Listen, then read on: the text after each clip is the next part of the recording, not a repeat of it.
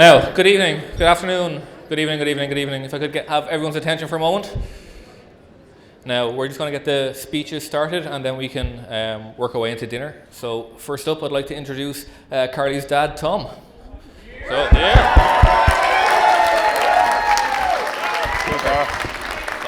Afternoon, ladies and gentlemen. On behalf of both families, I would like to welcome you here today and to thank you for coming to celebrate the marriage of Carly and Gerard. A special thank you to those of you who made a long journey to be here with us today. I would also like to thank the bridesmaids, Lauren, Claire and Kate, for helping Carly prepare for a special day. Ladies, you all look stunning.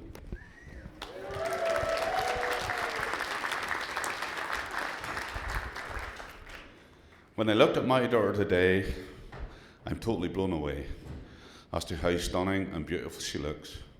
Her mother and I are exceptionally proud of her, the little girl she was and the woman she became. She has brought us so much joy and happiness in our lives over the years. Now I believe traditionally should have share a few stories about my daughter. After all, it is part of my job description as a father to embarrass his children. But Carly, you can relax. I'll save that all for the dance floor later. Over time, we have got to know Gerard and realise how special he is to Carly. He is a kind, caring and genuine guy. I knew straight away when he was the right man for my daughter, especially when she told me he played golf and supported Man United. I would like to take this opportunity formally to welcome Gerard into the Dalrymple family, although he's been hanging around for a few years. I'm sure you're all aware there has been some sad events and losses for both families over the last year. I'm sure Gerard's father John and my father Billy are looking down on everyone today with great happiness.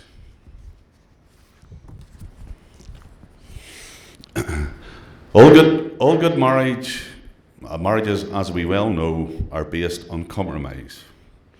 One very important piece of advice for you, Gerard: compromise means your wife always gets her way. If you remember this, you'll have a long and happy marriage. Finally, to round off my duties for today, I would like you all to raise a glass to Carly and Gerard and wish them all the best for the future. The happy couple. well done. There you go. Well done. Now, Carly would like to say something very quick. Oh, sorry, Ger is going to say his speech first. Thanks, Tom, for those kind words. As agreed, I'll return your golf clubs in one piece. Before I get started here today, I just want to say, Carly, you look absolutely spectacular today. I was really blown away as you walked down the aisle towards me. You look truly stunning. Folks, I'll try and keep this short and sweet, as I know we're between you and your dinner. So we'll keep going. So on behalf of my new wife and I'd like to welcome you all here today and thank you for sharing in our special day, both here in the Heritage and also in Bray earlier on. A special thanks goes to those who've travelled from far and wide to be with us here today.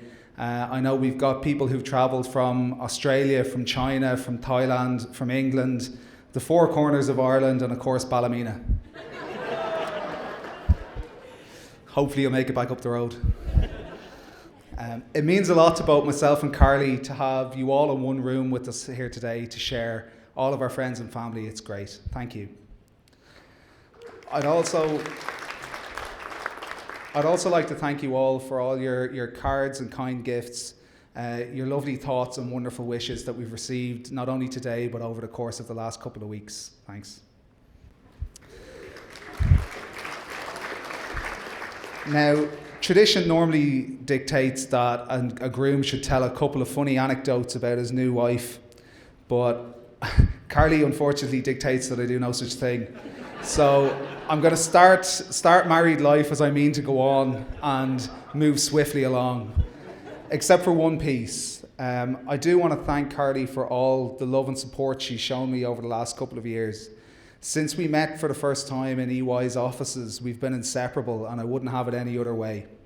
I'm looking forward to spending the rest of my life with you, and I'm really looking forward to all the mischief we'll get into along the way. At this point, I'd like to thank the bridal party. Starting with the bridesmaids, who, as Tom has mentioned, all look absolutely stunning here today. I'd like to thank you for all of the support that you've given Carly over the last couple of months, and in particular today. I know you have had great crack along the way, got a bit lost at one point, but look, you made it in the end, which I suppose is all that matters. If anyone missed this, as the bridesmaids swiftly made their way along the outside of the venue we were in today to try and find how they got in. To my groomsmen, who are still here despite an ever-growing list of wedding chores that they were given, that they've not resigned yet, which is probably a good thing. It's been great having my friends around me as we prepared for today. It was absolutely brilliant. So at this point, I'd like to just raise a quick toast to the bridal party to thank them for everything they've done for us today. Cheers. I'd like to take an opportunity to just thank the hotel staff, especially Tricia and her team. They've been absolutely fabulous today and in the run-up to today. So all of the staff, the bar staff, the food and beverage staff, and Tricia's team have all been absolutely wonderful. I'd also like to thank our florist, Mary from Finesse, who has provided all of the wonderful flowers that we see around us today, and also provided some of the finishing touches to the room that we see in front of us, which is decked out splendidly. To Carly's mum and dad, you've welcomed me into your home and family with open arms. I really appreciate everything you do for me and Carly. You've raised a beautiful, kind and loving daughter who I'm honoured to have married here today. She's a real credit to you all, and from the bottom of my heart, I thank you.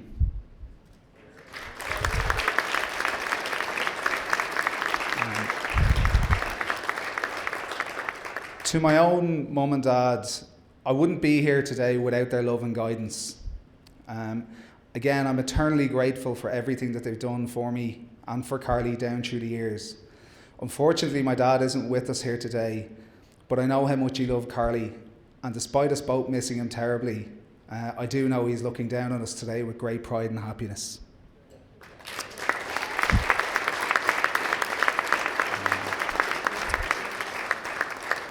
I'd like to thank my Uncle Ted, who's been an ever-present in my life. He's looked after both myself, my mum and Carly wonderfully down through the years, and I'd just like to thank you for everything you've done, Ted. Thanks.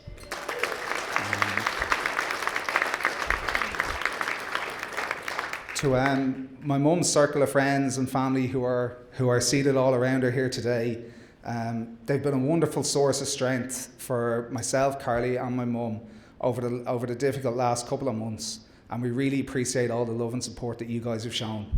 Thanks.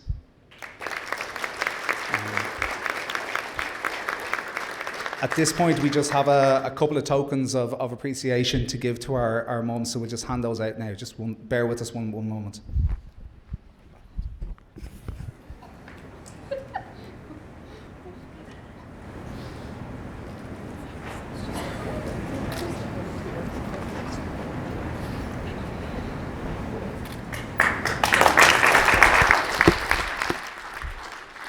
Now, as I'm sure you're all aware, the Best Man speech will be coming up shortly. I've absolutely no idea what Dara is going to say, but I can assure you the back catalogue of stories is substantial. So Dara, listen, if you're not going to be nice, that check will bounce. But before I hand it over to Dara, I know Carly wants to say a couple of words just to remember those who couldn't be with us here today.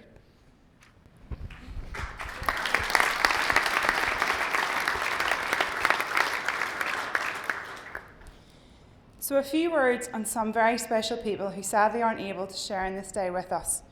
People who have helped to shape and mould us into the two individuals that you see before you today, and who taught us the meaning of love and family.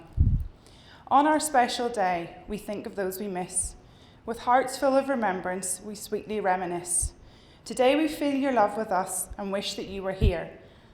And on this day and always, we hold your memory dear. Ladies and gentlemen, could I please ask you to raise your glasses to those who can't be with us? To those who can't be with us. And I'll rather begrudgingly hand you to Dara. Thank you very much, Carly. Right. Now, don't worry, this will actually be quite short, so I know everyone's getting hungry. Okay, for those of you who don't know me, my name is Dara. I'm Ger's best man today. Ger, being the popular guy that he is, in a room full of friends, he had a lot of people he could have chosen to stand up here next to him. But after 2 interviews, the credit check, and the swimsuit contest, I'm happy to say I won quite comfortably. So thank you. Now, Ger is one of my closest friends, and when he did ask me to be his best man, he did make me promise to be kind and to be nice about it. So I will try. Okay, I will try. But first and foremost, I'm sure you would all agree that Carly looks absolutely beautiful today. So can I get a cheer? Great. Carly, between all the work you do, the travel, the lecturing, taking care of the guinea pigs, and taking care of Ger, I'm honestly not sure where you found time to organise everything. So kudos to you. And hopefully now you can relax and let one of these fine people buy you a nice drink. I'd also want to acknowledge how great Lauren, Claire and Kate look today in those dresses. Absolutely fantastic girls. You gave Ger and Carly so much help and support over the last year planning the wedding, and on behalf of them I want to say thank you. So thank you very much.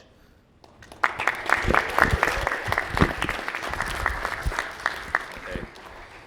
Now, and for the rest of the bridal party, I just have to make something clear something up, and it's more for Helen's sake than anything else. So Helen, I think it's time that you did know the truth, that if you remember all those nights, if you remember all those nights where Ger would disappear for hours on end, or even for the whole weekend, you know, you'd wonder where he was, and all you'd find in the morning would be the remnants of a crisp sandwich or a poor attempt at opening a tin of beans with a spoon. And all you'd hear from him would be a very suspicious, I was in Glens, or I was with Cahill. You know, well, it's the time you knew. It's true, you know. Our innocent Ger really was the good boy, and these poor bad influences dragged him out drinking and partying every weekend. So you can put the blame on these two lads here now. Sorry, guys.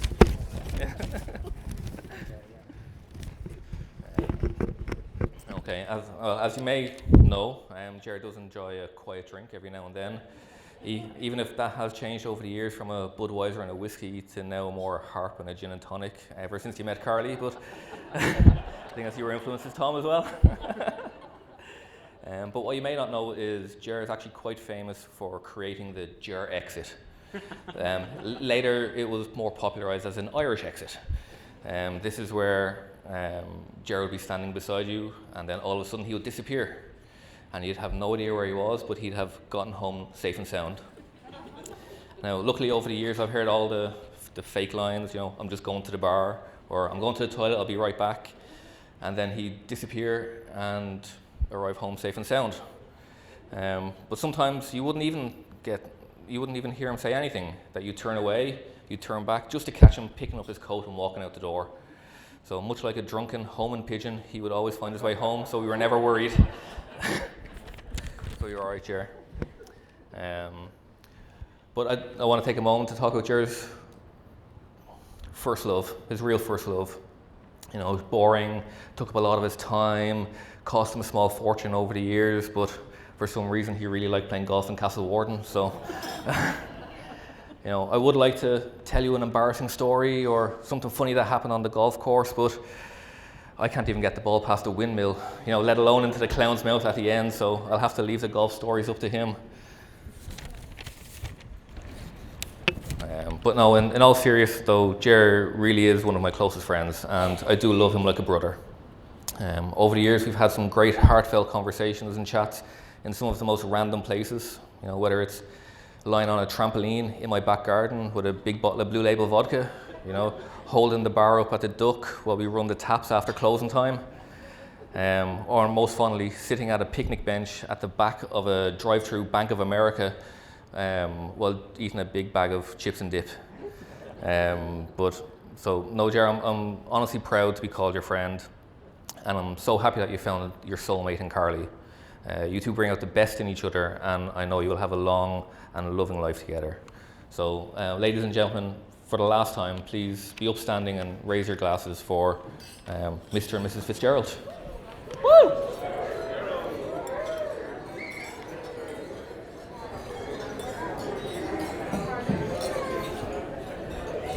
And thank you very much, and enjoy your dinner.